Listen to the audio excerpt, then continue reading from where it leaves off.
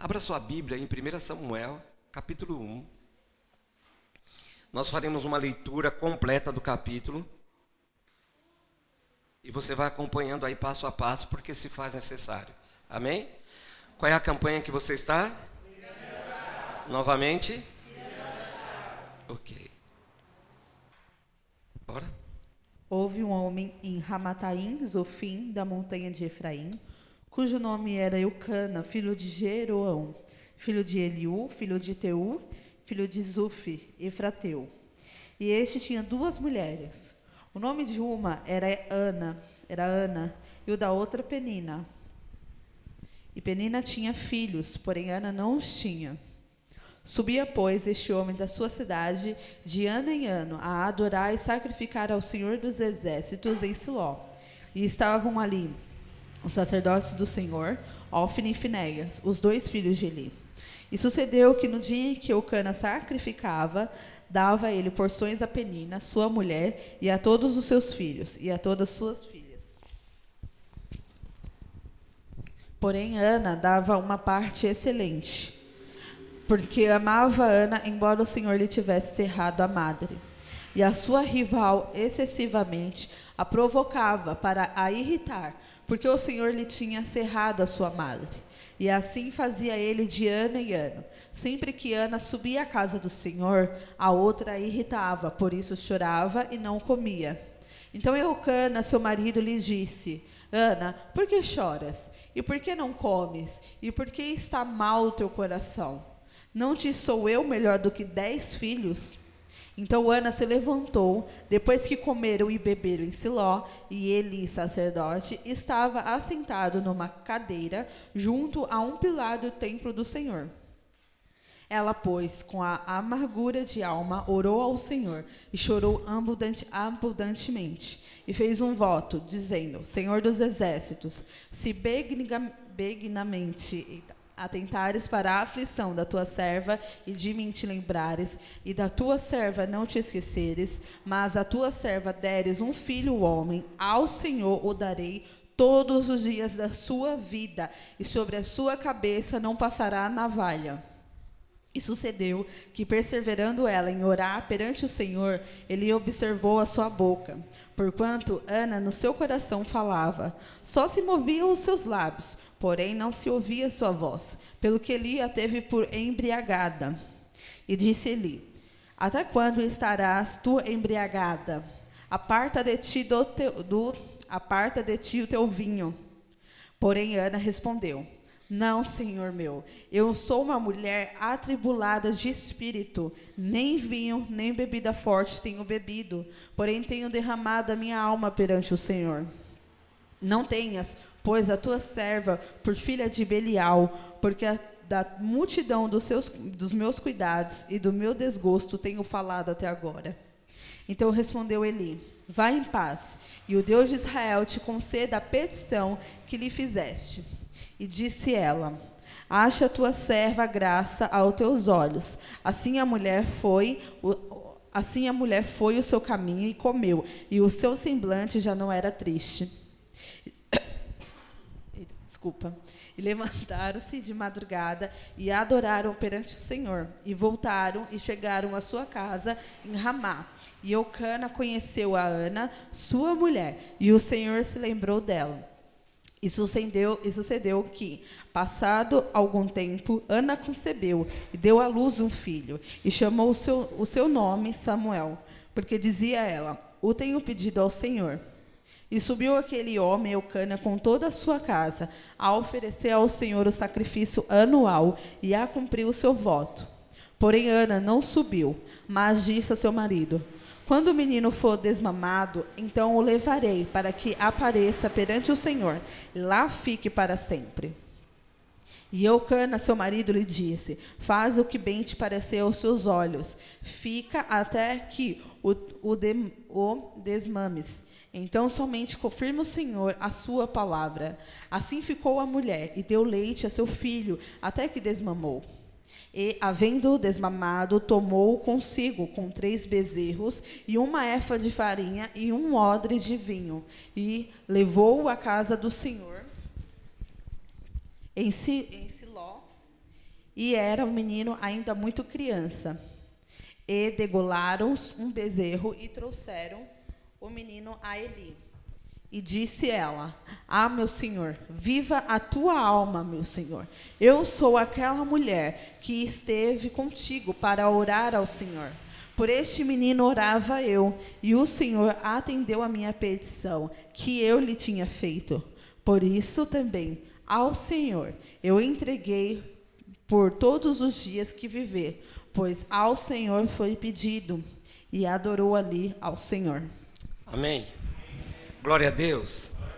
Diga comigo, virando a chave para fechar a porta da miséria.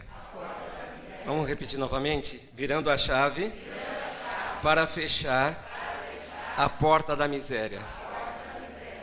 Levante a sua mão comigo e declare em nome de Jesus. Eu declaro que abro os meus ouvidos, a minha mente, o meu coração para essa ministração. Eu declaro que hoje eu viro a chave para essa condição que o diabo sempre quer me colocar. Estarei atento para tudo que será falado, para tudo que será ministrado aqui nesta noite. Sairei deste lugar livre e liberto de toda a investida do inimigo. Eu viro essa chave em nome de Jesus. Você pode aplaudir ao Senhor mais uma vez? Glória a Deus. Aleluia. Glória a Deus. Significado de miséria. Vamos lá, Suelen. Miséria significa mendigância, estado de penúria. É uma expressão usada quando pertinente à falta de necessidades básicas para a sobrevivência. Miséria significa também lástima, vergonha, quando faz referência à qualidade de um serviço oferecido. Exemplo, o serviço de saúde pública é uma miséria. Miséria significa ainda mesquinharia, avareza, que é o apego ao dinheiro, a valorização demasiada dos bens materiais. A expressão miséria pode ainda ser empregada para determinar um procedimento vil, ou seja, quando um indivíduo pratica algum ato de maldade. Exemplo, ele é um indivíduo miserável. Miséria é também uma porção diminuta de qualquer coisa, uma ninharia, uma bagatela. Exemplo, os empregados recebem uma miséria. Pode ser usado também para designar uma desgraça, um sofrimento intenso, um infortúnio. Miséria é ainda usada para definir as fraquezas ou imperfeições humanas. Exemplo, o vício é uma miséria. No sentido figurado, uma miséria é algo insignificante, sem importância, muito ruim. O que esse espírito pode fazer na sua vida se você não virar a chave e fechar a porta para ele? Em primeiro lugar, Suelen. Te coloca em um relacionamento raso que o seu Deus e Pai. Segundo. Te coloca em um estado de coitadinho para que as pessoas sintam pena de você. 3. Te coloca em um estado de incapacidade emocional, espiritual e física. 4. Arranca sua capacidade de entender, discernir e prosperar em todas as áreas da sua vida. Amém? Você pode levantar novamente a sua mão comigo? Nesta noite, eu rompo com toda a relação que eu tiver, diretamente ou indiretamente, com esse espírito. Eu anulo da minha vida, da minha mente, da minha casa e da minha família. Amém? Como o venceremos? Primeiro, assumindo que estamos sob influência. Segundo, tomando uma decisão e fechando a porta para eliminá-lo de uma vez por toda. Terceiro, orando ao Senhor, e se houver uma necessidade, faça um voto ao Senhor, assim como Ana fez. Amém? Bom, vamos lá. Eu não quis muito me focar, eu não quero focar muito no que está aqui e trabalhar um pouco mais aquilo que é essa leitura que nós fizemos da palavra. Não que o que está aqui não seja importante, ele é importante, por isso foi falado hoje, por isso que foi lido. E aí posso talvez citar alguma coisa, mas eu quero fazer você pensar um pouco mais, principalmente sobre aquilo que você leu, que talvez você já tenha lido. Quem que não conhece essa história, né, sobre Ana? Quando nós olhamos aqui, não existe, a gente não vê, e aí a gente não vê nenhuma condição miserável. Porque geralmente nós relacionamos a miséria, ou quando nós falamos sobre miséria, e foi dado alguns exemplos aqui do significado, mas na nossa mente, quando você diz assim, essa pessoa está num estado precário. Isso. E aí você diz assim, essa pessoa está em condição de miséria. Logo você entende o quê? Que essa pessoa está cheia de necessidades físicas. Talvez more num lugar complicado, uma casa de madeira, um barraco, como nós chamamos, que não tenha muita coisa dentro da sua casa, que esse barraco esteja em cima de um córrego, que não tenha o que comer. Não é? Porém, nós olhamos aqui na Bíblia e nós vemos que Ana, ela era uma mulher que tinha tudo, uma mulher rica. A Bíblia nos mostra sobre isso, a Bíblia fala sobre isso. Mas Ana vivia num estado miserável, ela, consigo mesma.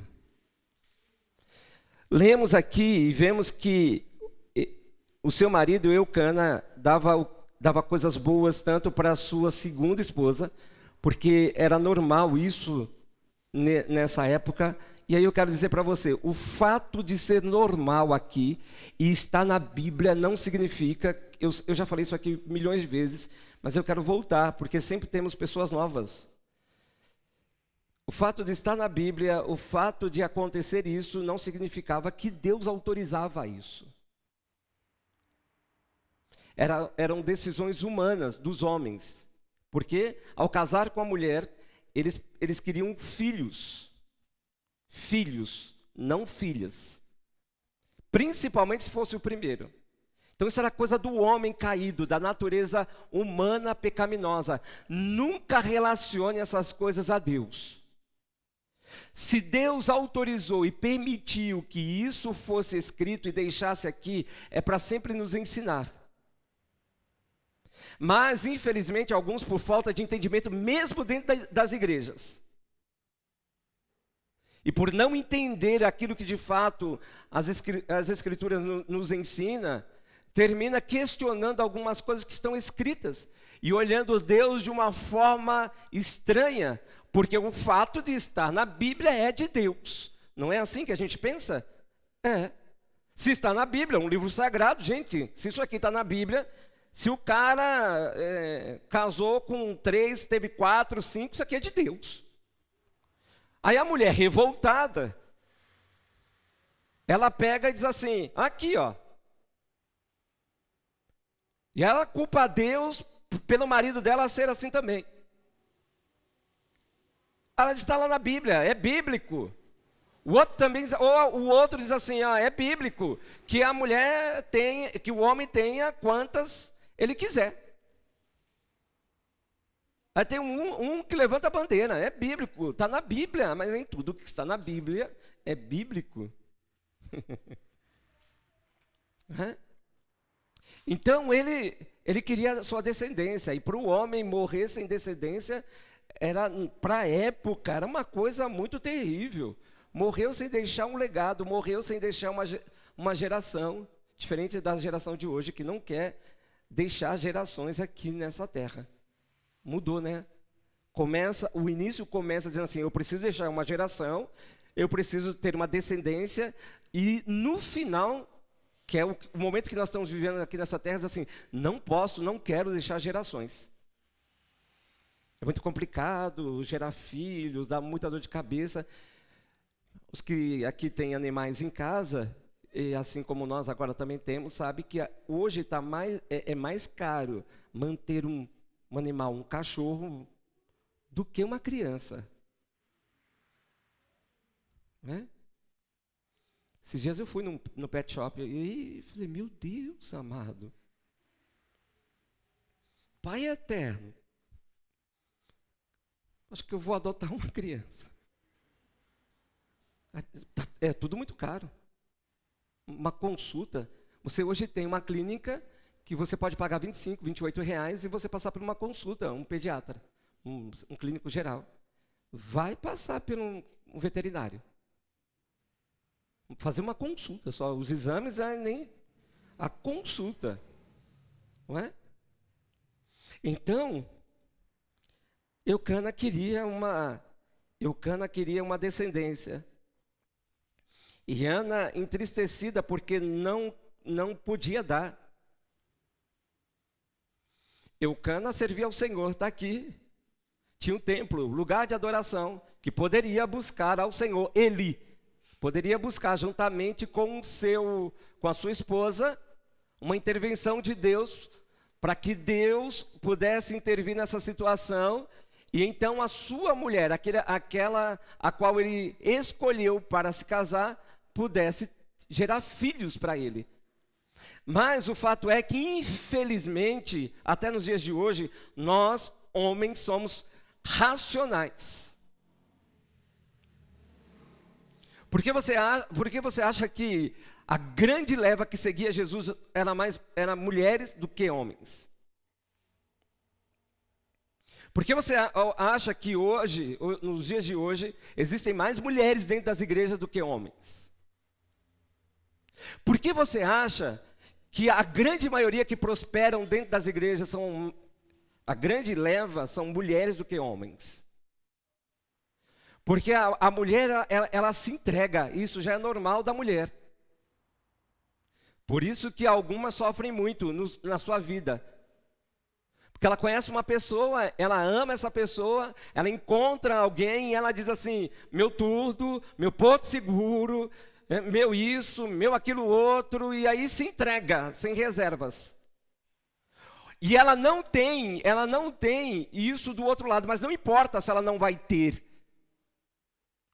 Não importa se ela não vai ter do homem, do seu namorado, do seu noivo, do seu marido também, na mesma proporção que ela está, mas ela não se importa com isso, porque isso faz parte da mulher. Ela se entrega, e quando ela se entrega, ela se entrega. Também quando ela se decepciona e ela se fecha. O outro não, o outro levanta, vai embora, na esquina pega uma outra, é como se nada tivesse acontecido. A esposa, a namorada, a ex-esposa, a ex-namorada, a ex-mulher, fica chorando, e ele já andando, a fila vai andando e ele vai pegando, e a fila vai andando e ele vai pegando. E quem chora mais numa relação, se essa relação não for boa, mais as mulheres. Eu, particularmente, quase, durante essa caminhada ministerial e de aconselhamento, pouco eu vi. No último sábado tem uma ministração para casal, tá bom? Para casais, aqui. Às 7 horas, eu acho que é às 7 horas da noite. Pouco a gente já recebeu, não estou falando só de El Shaddai, homens que se jogaram em cima da mesa, dizendo desesperadamente que amam e que querem de volta. Quem chora, quem se derrama, quem coloca para fora a amargura, a tristeza são as mulheres.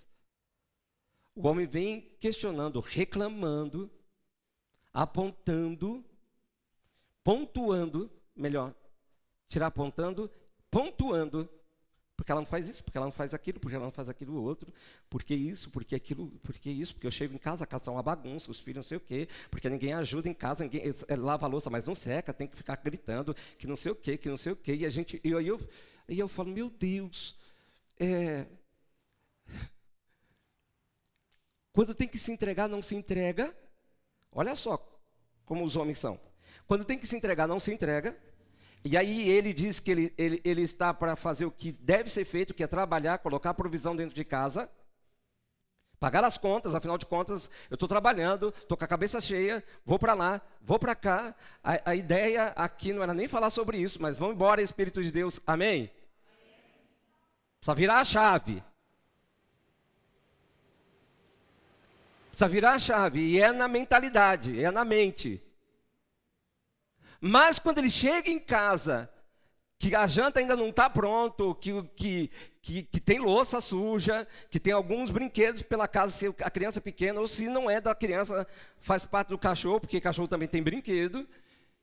E aí o camarada entra em parafuso, então ele precisa que quando ele o ambiente esteja impecável para ele. E afinal de contas, ele saiu para trabalhar cedo, está voltando, e ele quer tudo impecável, e acabou. E a mulher, ao ouvir isso, ela se entristece, porque ela não deu conta durante o dia, porque ela também está trabalhando fora, ou ela está trabalhando dentro, mas ela não está legal, ela não está bem, o emocional dela está desequilibrado, ela está naqueles dias, e aí o camarada não chega nem com uma barra de chocolate para dar para ela, né, dizer assim, meu amor, ele nem sabe o dia que acontece, a fase da TPM, e pós também, tem também uma semana depois, então já era. Mas nem para agradar, né? Nem para chegar assim primeiro. Antes dele entrar, ele colocar assim pela porta assim e é a bandeira da paz, a barra de chocolate.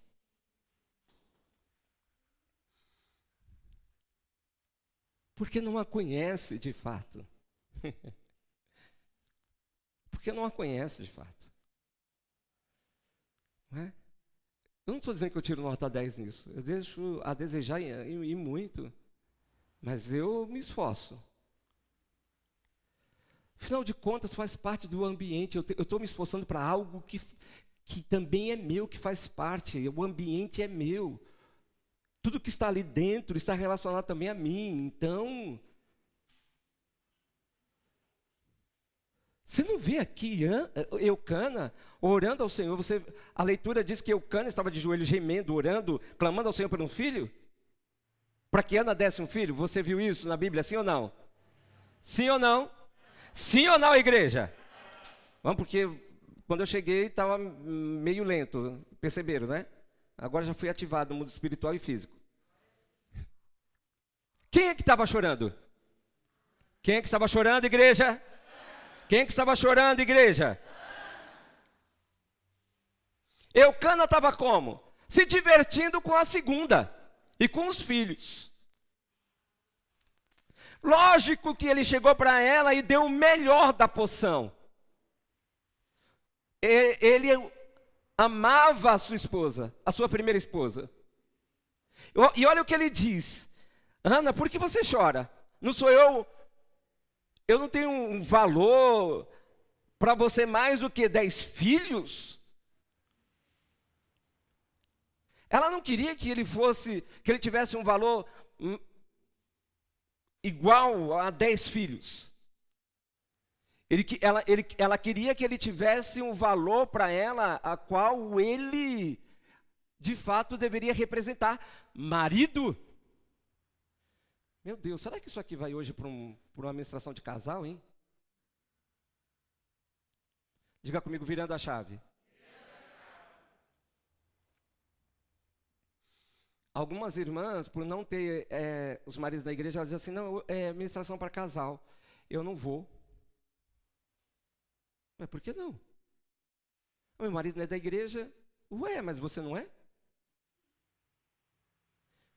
Quando eu faço isso, ou a mulher também faz isso, ou a mulher faz isso, ou quando o homem faz isso, significa que elas assim, quem deve mudar é ele, eu nunca.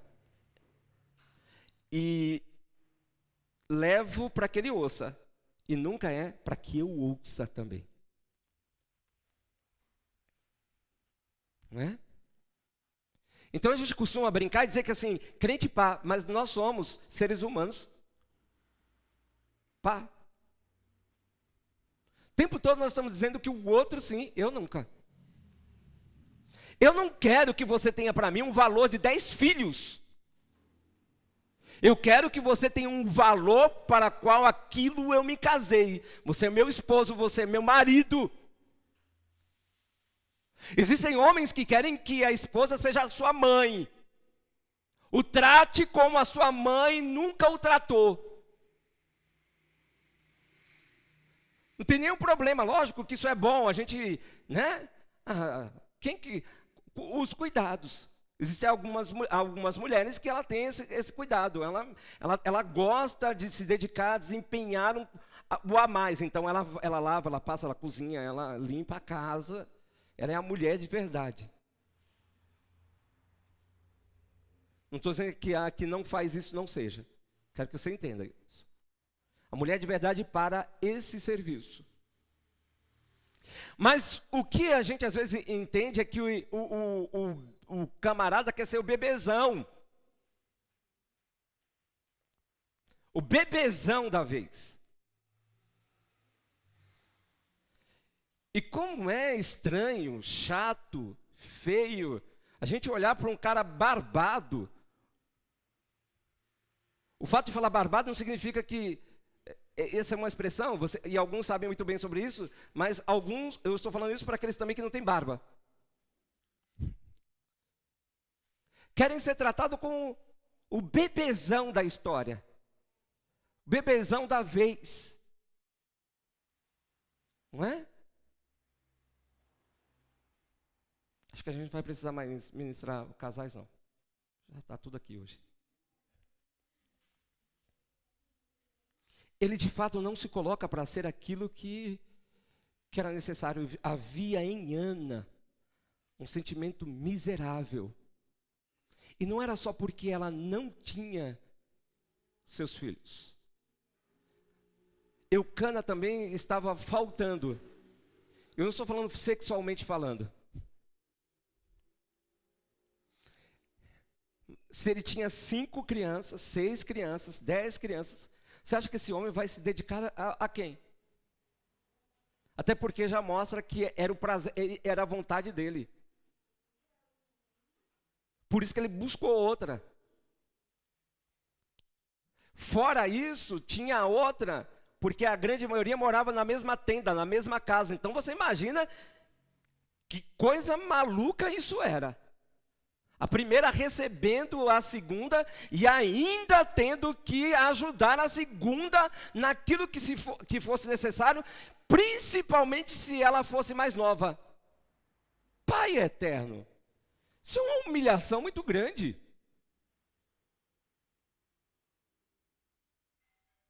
O fato dela não poder gerar filhos, ela agora teria que receber a outra, e saber que o seu marido estava tendo um relacionamento sexual com a outra ali naquele mesmo ambiente. Você consegue imaginar isso? Imagina isso, você que é irmã, mulher aqui nessa noite, isso acontecendo dentro da tua casa, no quarto ao lado, você sabendo que o teu marido não está com você naquela noite, está ausente, mas não fora de casa, ausência interna, porque está com a outra fazendo aquilo que você gostaria de fazer com ele, e dar a ele aquilo que ele também sempre estaria desejando, que agora não era o ato sexual, não era você como mulher, mas que ele está fazendo aquilo que você gostaria de fazer com ele, que era dar a ele filhos. Você consegue imaginar isso? Você consegue entender isso? Uma mulher que tem tudo e ao mesmo tempo não tem nada, numa condição miserável.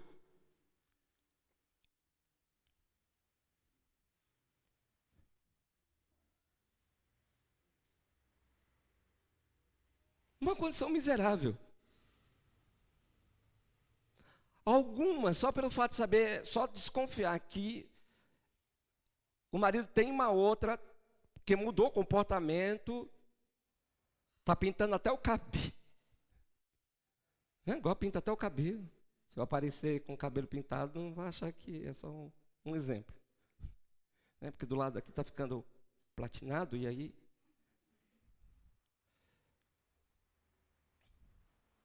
Não é? Começa a se arrumar, começa a se vestir melhor, aí começa a até comprar roupa de menino de 16 anos. Ele está se achando agora um garotão da vez. Porque é isso que esse espírito ele faz.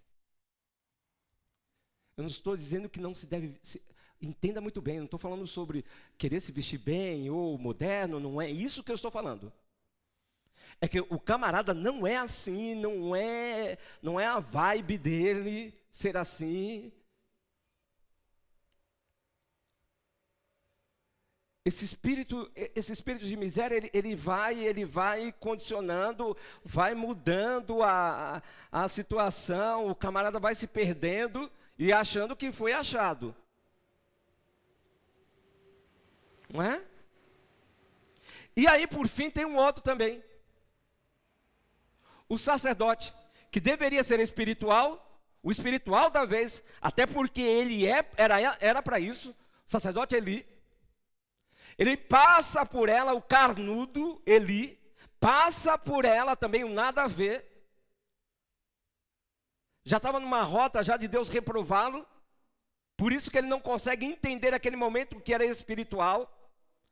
Carnudo não consegue entender momentos espirituais, decisões espirituais, ação espiritual, decisões espirituais. Ainda que seja tudo aparentemente igual a qualquer decisão, a qualquer ação, a qualquer atitude. O carnal, ele não consegue entender isso. Porque ele não consegue discernir, porque ele não tem esse dom. Lhe falta isso, porque ele não é espiritual. Discernimento é só para quem é espiritual, então consegue discernir. Eu não estou na presença do Senhor só quando eu oro ou quando eu estou na igreja. Eu vivo na presença, eu ando na presença, porque as mãos dele estão sobre a minha vida. É o que nós declaramos todos os dias aqui. Sim ou não? Ou você acha que isso é à toa, essa declaração? É para fazer você entender constantemente que ele está sobre a sua casa, sobre a sua vida, sua casa e sua família. É para que você ouça e entenda e nunca esqueça. Por isso, às vezes alguns falam assim, de novo, não vou eu repetir domingo passado, eu não preciso repetir agora não. Já entrou num estado de miserável. Começa a dizer agora o que deve e o que não deve falar, o que deve e o que não deve fazer. A Bíblia não é ela que me dá a direção, sou eu que quero dar a direção para aquilo que está relacionado a Deus. Sendo rico, pobre. Disponibilidade de tudo. Precisa de uma cura? Você tem. Precisa de uma intervenção na saúde? Você tem. Precisa de uma intervenção na área financeira? Você tem. Precisa de uma intervenção na sua família? Você já tem. Precisa de uma intervenção na vida profissional? Você já tem. Precisa de uma intervenção, algo específico na sua vida? Você já tem. Agora, será que de fato você vai sair daqui a pouco desse lugar? Mas será que de fato você entendeu que você já tem? Que você não precisa ficar por aí correndo atrás. A Bíblia diz que a bênção segue você. Amém?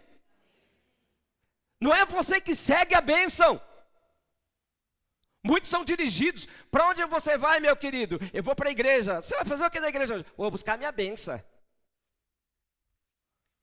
Vou falar em bênção, né? Vou buscar minha bênção. Eu vou ali na igreja lá do pastor fulano de tal, que eu vou buscar minha bênção. Eu não estou dizendo que você não possa vir para esta casa para vir buscar uma bênção. Não é isso que eu estou falando. Mas vire a chave em nome de Jesus. Entenda que a bênção está sobre a sua cabeça. Que você já tem uma palavra liberada sobre a sua vida. Ele morreu para te dar salvação, Ele morreu para te libertar do pecado, Ele morreu para te religar a Deus, Ele morreu para fazer com que você tenha salvação e entre na eternidade, mas juntamente com a cruz, Ele diz assim, eu me esvazio para quê? Para que tudo que eu tenho possa se manifestar ou possa ser derramado sobre todos aqueles que vão decidir, que terão uma decisão de me seguir. Diga comigo, virando a chave. Novamente. Abra sua mão. Precisa fechar os olhos. É engraçado que a gente tem alguns momentos na igreja que, quando a gente já faz algo, né? Quando a gente começa a cantar, feche seus olhos. Abra sua mão. Né? Qual a intervenção hoje de Deus que você precisa? De Jesus Cristo na sua vida?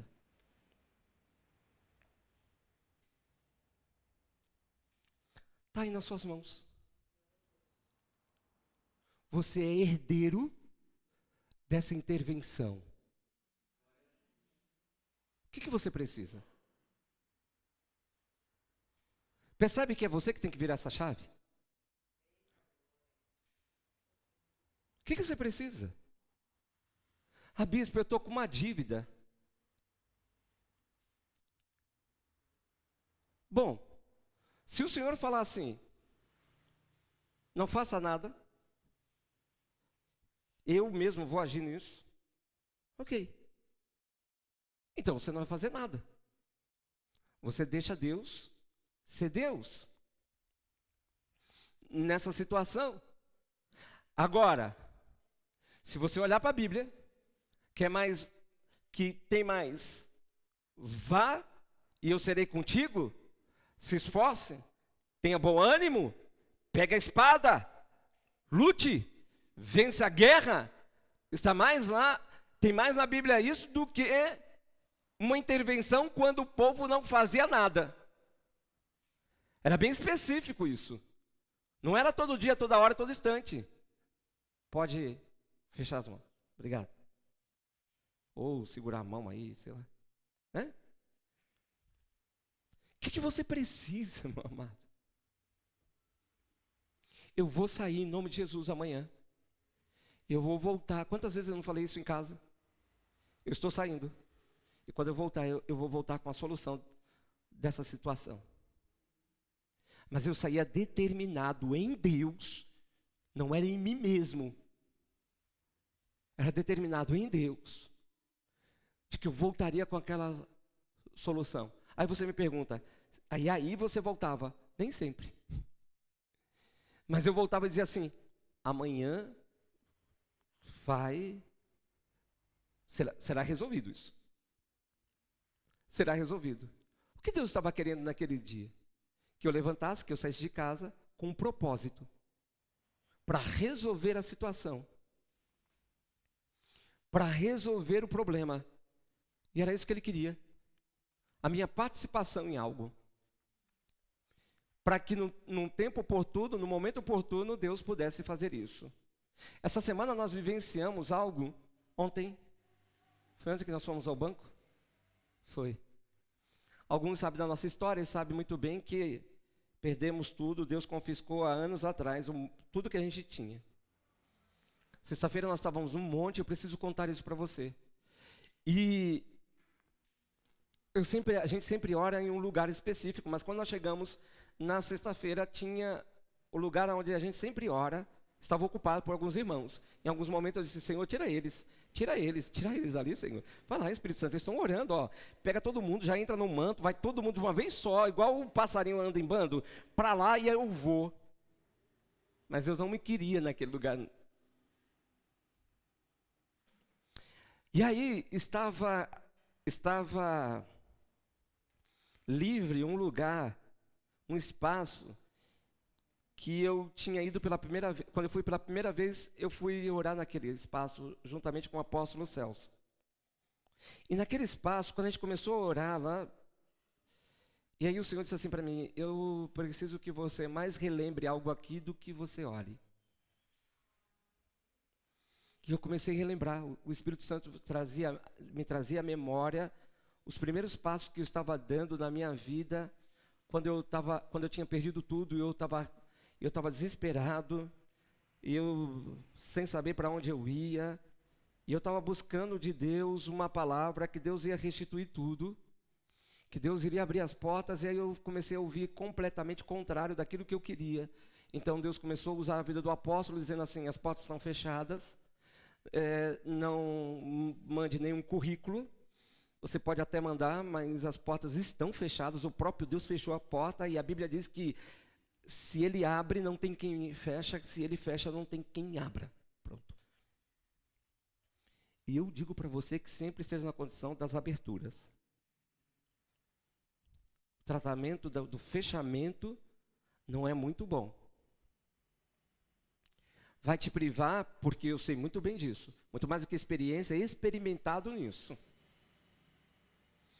E ali também nós fomos recebendo as ordens que nós não deveríamos dar nenhum passo por aquilo que ficou nas nossas mãos, porque até o que ficou, se eu desse um passo, o Senhor não abriria, que era o apartamento que nós tínhamos. Foi a única coisa que ficou, e estava já com prestações atrasadas. A gente tinha um apartamento no Vila São José, muito bom, e por teimosia, rebeldia, eu causei tudo. Cuidado com as suas resistências. Cuidado com as suas resistências, com as suas desobediências, com a sua teimosia. E aí, o Senhor falou para mim: se der um passo com relação a isso, não sei quantas prestações já tinha atrasado, mas a gente estava assim: se chegasse alguém, na época vendendo, eu quero trocar por um Fusca, meia, caindo os pedaços, a gente falava: me dá. Eu assumo as prestações, pago isso aqui. A gente até colocou anúncio assim: aceita o carro, troca por vento, traz isopor, que a gente troca. Resumindo, Deus preparou, então eu decidi obedecer ao Senhor. Deus preparou um servo dele, e aí nós contamos a situação, como é que estava o apartamento. Ele ouviu a gente, disse assim: gostei do apartamento, vou ficar com o apartamento, esse é o valor, vai lá, paga essas prestações. Quando nós chegamos na Caixa Econômica, a gerente que nos atendeu disse assim: não foi para leilão ainda? Eu disse não.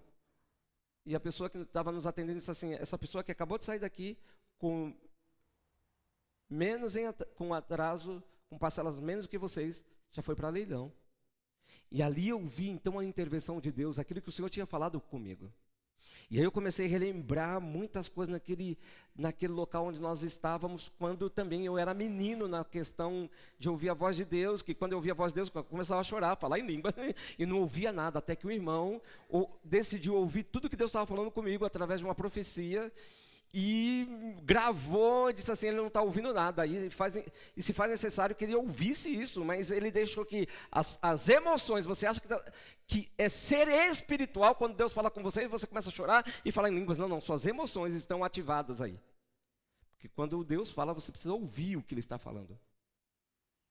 Não é para o seu espírito. Tem irmão que fala assim: Deus está falando em mistério com você porque é para o teu espírito. Meu espírito não precisa resolver nada para esse mundo, mas a minha carne sim. E Deus me faz saber, e ainda que Ele use alguém em mistério, aí é para uma outra aula, Ele use alguém em mistério, mas a interpretação virá no meu espírito. Eu saberei o que está sendo falado, como muitas vezes isso já aconteceu. A pessoa não falar uma palavra em português, Deus usar ela para não falando uma palavra em português, só em línguas estranhas, e eu entender cada vírgula que estava sendo falado. E aí, quando terminou, o irmão me chamou e falou assim: Marcos, eu quero te ensinar algo. Quando Deus estiver falando com você, pare e ouça. Aí depois você chora. Quando Ele terminar de falar, você chora, você entra no manto. Aí você faz o que você quiser. Tudo naquele local que eu estava orando na sexta-feira. O Senhor me transportava para frente e para trás. E me fez entender o quanto eu amadureci nessa trajetória. E o quanto Ele fez nessa trajetória. Mas a gente não sabia o que Deus estava por vir. Porque Ele disse para nós que no tempo certo Ele começaria a restituir. E que de 8 mil, quase 9 mil, nós poderíamos quitar essa dívida por 180, 190 reais. Aí eu falei assim, bom, só que ao saber, olha só como é que Deus faz. Quer que você entenda algo. Bispo, você saiu da administração? Não, tem tudo a ver com a administração. Porque durante essa trajetória eu me senti uma pessoa inútil, reprovada em algumas questões, não diante de Deus, por pessoas. Tinha que estar pedindo cartão de crédito de pessoas para comprar alguma coisa, e muitas vezes a pessoa, sabe, pedindo vasilhas, e muitas, não poucas, assim, quando o Eliseu dá uma orientação, o Senhor falava assim, então esse tempo é de vocês pedirem vasilhas emprestadas. E aí depois eu deixo para outra parte, para outro dia, sobre esse ponto de trajetória. E aí nós decidimos, nós poderíamos pagar, fazer um pagamento online, mas deu vamos para o físico, vamos enfrentar, a gente não tem nada mesmo para fazer, entre aspas, né? Vamos para o físico, vamos enfrentar uma fila do lado de fora, esse garoa a gente fica lá, vamos para a gente resolver isso, falar com a gerente e pagar isso. Mas eu sei que hoje tudo se paga, até porque nós usamos, se tem uma coisa boa que eu gostei durante esse tempo, foi que me tirou do banco físico e me fez ir para o online, e eu não volto mais para o físico, não enfrento fila, mas nem a pau. Mas nós entramos, quando aí ela sentou, a gerente disse para ela assim, não, essa dívida não está com a gente. A gente sabia que não estava com a gente. E aí, dentro de uma conversa, ela faz um sinal para mim, porque a gente já organizou tudo, né? Falou assim, qualquer coisa, você faz um sinal, eu vou. E aí ela fez o sinal e eu fui. E aí, concluindo essa parte, a gerente disse assim, bom, olha, vocês podem pagar, liguem, o telefone é esse, mas a gente sabia onde estava. A questão não era essa. A questão é que Deus nos levou lá para algo. E esse algo tinha que ser no físico. Não podia ser online. E a própria gerente falou sobre isso. E ela virou para a gente e falou assim, vocês querem continuar com essa conta? Eu olhei para a bispa olhou para mim e falou assim,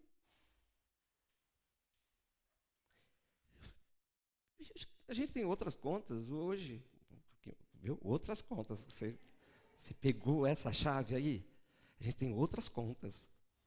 A gente tem outras contas, acho que eu tenho a minha, eu tenho a dela, acho que não. A gerente olhou para ele e falou assim, olha, vocês ficariam com essa conta. Vocês podem fazer o seguinte, vocês podem depositar um valor, pode ser R$1. Para reativar essa conta, em 2 dias isso acontece. Eu olhei para a bispa, a gente falou assim, porque a gente pensou em fechar a conta, a gente saiu determinado em fechar a conta. Quero que você entenda isso. E decidimos na hora em não fechar. Vamos então fazer um depósito e vamos ativar depois de 2 dias. Bora, vamos. Fizemos isso e voltamos para casa. Deixei a bispa em casa e eu vim trabalhar. Final da tarde, o Espírito Santo disse assim, ei, opa, te conheço, pode falar, sei quem é. Você não percebeu o que aconteceu hoje não, com você? Eu falei, o que, Senhor? Você não percebeu nada do que aconteceu hoje, no dia de hoje? Não foi algo tão extraordinário, por isso que não chamou a tua atenção. Você acha que aconteceu aquilo naquele banco por acaso? Você acha que eu não estava naquele momento decidindo sobre sim ou não, se fecha ou não fecha, se ativa ou não ativa? Você acha que não? Aonde você estava sexta-feira? falei, no monte, Senhor. Mas em que lugar do monte você estava? Num lugar em que tudo aconteceu logo nos primeiros tempos, que eu estava perdendo tudo. Todas as promessas foram me dadas ali. Todas as vezes que eu ia para o monte com o apóstolo, a gente sempre ia para aquele lugar. Era um lugar já marcado, como hoje eu tenho o meu. Já era marcado ali, a gente já ia direto para lá. Aquele lugar sempre estava vazio, né? A gente sempre chegava e orava naquele lugar. E aí o Senhor falou assim, então, você não está entendendo nada desde sexta-feira. Qual foi a promessa que eu te dei naquele lugar? Não no monte, mas naquele espaço que você estava. Que no tempo certo o Senhor restituiria tudo. Sim. Eu não te dei essa promessa? Sim. E você acha o que aconteceu hoje? Alguém pode olhar e dizer assim, mas é uma conta. Mas aquela conta, ela trouxe tormento para nós anos atrás. Aquela conta, cada vez que a gente sabia que o cheque voltou 2 vezes, nós tínhamos um problemão agora. Foram 20 cheques. O fato de eu falar 4, mostrar 4, foram 20. Tá bom? Você tira 2 aqui. E eu não falei que no tempo certo eu ia restituir tudo? Não, o virtual veio. Porque se ele diz que vai restituir tudo, tudo é tudo, amém? Vocês estão me ouvindo? Sim. Acordados? Sim. Se é tudo, é tudo. Então, ontem virou uma chave ontem à tarde aqui. Falei, Deus me perdoa. Não percebi a coisa. Quase que estraguei tudo. Quase. Não vai me chamar de carnudo por causa disso, porque eu tenho certeza que também você quase já também estragou tudo. Amém? Falei, quase estraguei tudo. Ela falou assim, o maior sinal de que eu comecei esse processo. Te dei um sinal.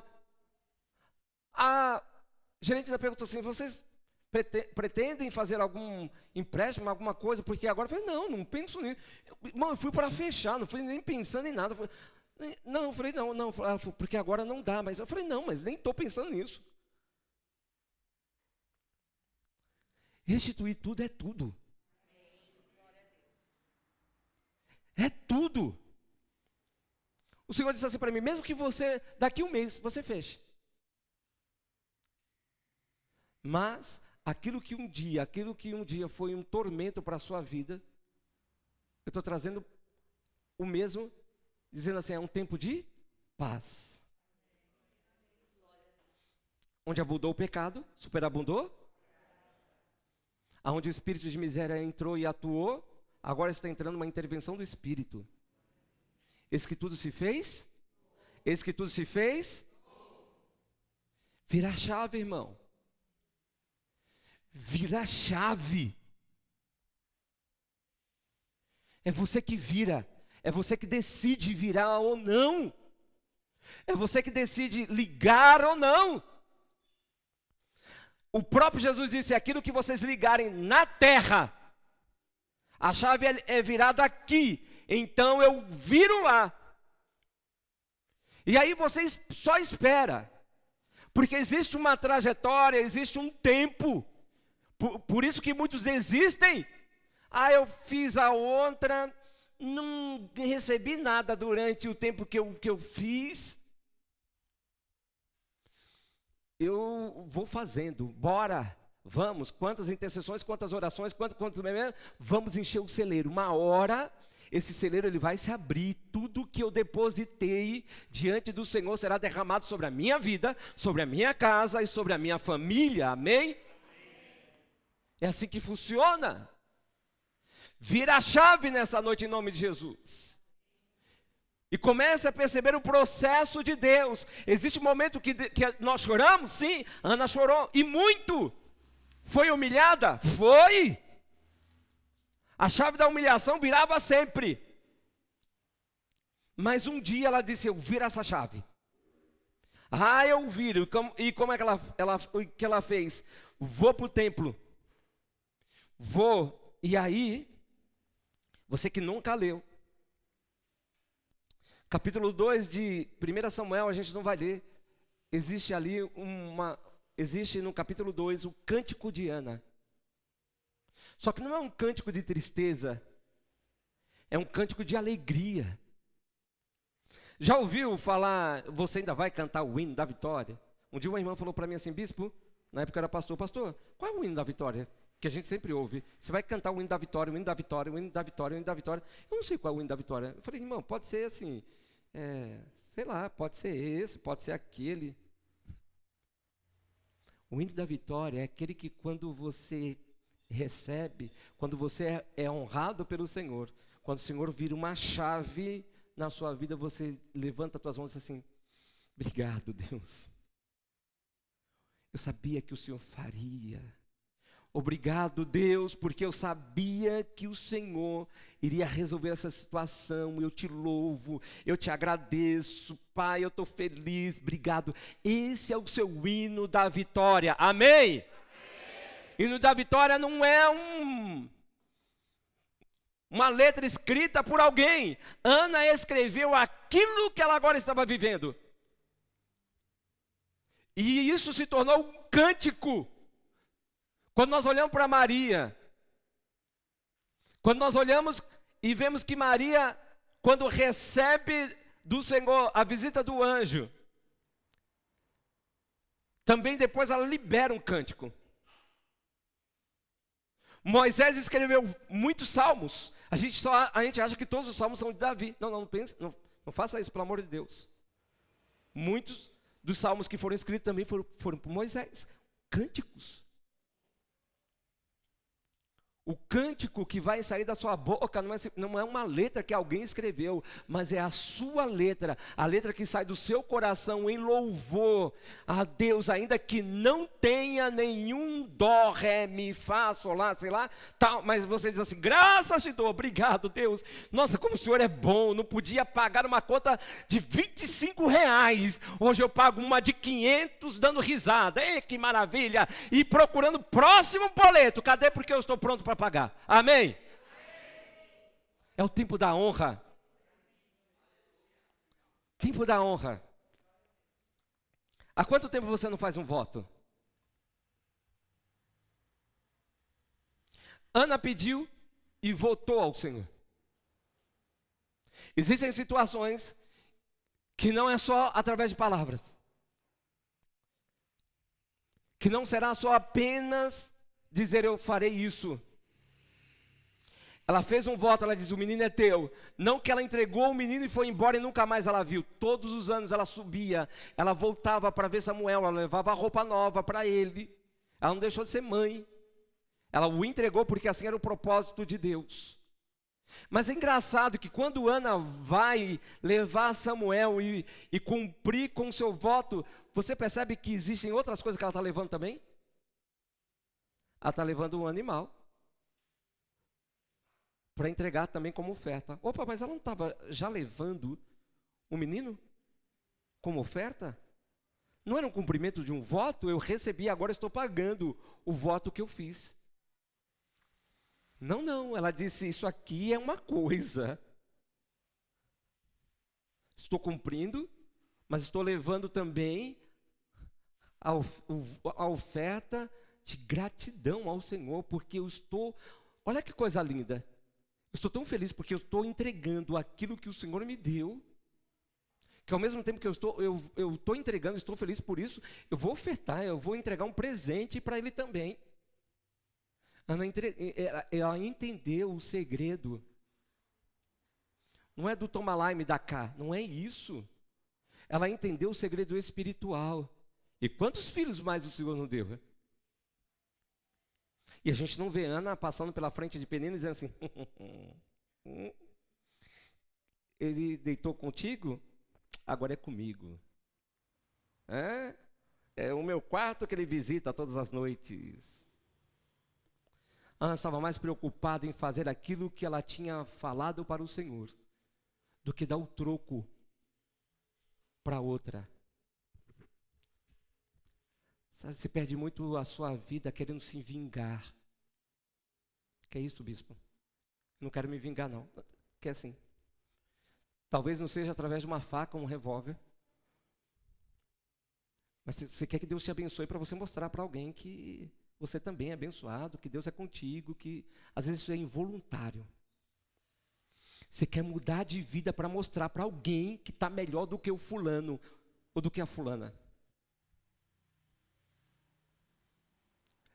Tem gente que sai da igreja e diz assim, estou numa igreja melhor, fui até já promovido, estou sentado no altar. Na El Shaddai nunca pisei em cima do altar. Olha aí onde estou, na tribuna, né? Entre os santos dos santos. E aí a gente fala, meu Deus, como se servir a Deus e fazer a sua obra fosse isso. O que adianta, irmão? Cada culto eu sentar aqui, o que adianta? Eu colocar 20 cadeiras, eu não estou falando mal das igrejas que colocam 20 cadeiras. Colocar 20 cadeiras aqui, tirar tudo isso aqui, colocar 20 cadeiras e sentar um batalhão de gente aqui